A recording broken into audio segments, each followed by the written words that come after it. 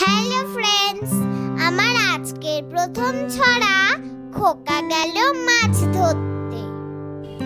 খোকা গেল মাছ ধরতে ক্ষীর নদীর কূলে, ছিপ নিয়ে গেল কোলা ব্যাঙে, মাছ নিয়ে গেল চিলে। আমার এবারের ছড়া আমরা দুটি ভাই। আমরা দুটি ভাই শিবের গাজন গাই, ঠাম্মা গেছেন গয়া আকাশি, ডুগডুগি বাজায়। আমার এবারের ছড়া খোকা যাবে শ্বশুর বাড়ি। খোকা যাবে শ্বশুর বাড়ি, সঙ্গে যাবে কে? বাড়িতে আছে হুলো বেড়াল, কোমর বেঁধেছে।